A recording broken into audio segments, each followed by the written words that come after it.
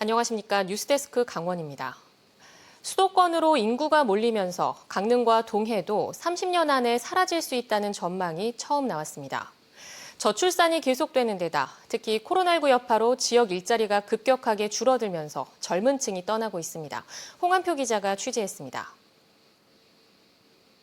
지난 4월 기준으로 강릉시의 만 65세 이상 인구는 44,319명, 반면 20에서 39세 여성 인구는 절반도 안 되는 21,856명에 불과합니다.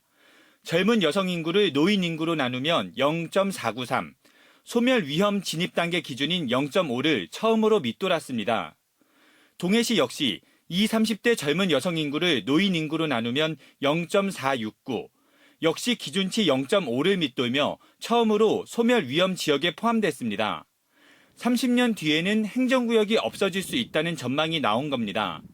저출산 영향에 코로나19로 인한 일자리 감소가 청년층 유출의 원인으로 지목되고 있습니다.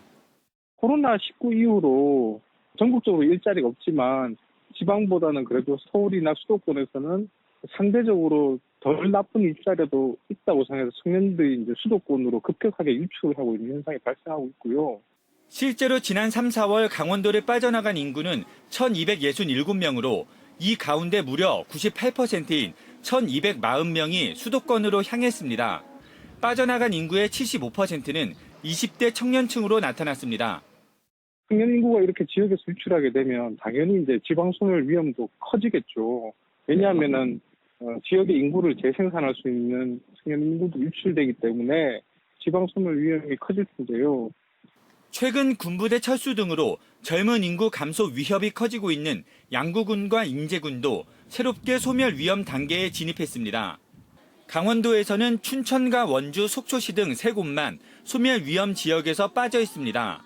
비록 코로나19의 영향이 시기를 알 수 없는 변수로 작용한다지만 강원도 내의 청년 일자리가 상대적으로 적은 것도 사실이기 때문에 국가 차원의 대책뿐 아니라 지역에서도 젊은 인구를 붙잡기 위한 맞춤형 해법이 동시에 마련될 필요가 있습니다. MBC 뉴스 홍한표입니다.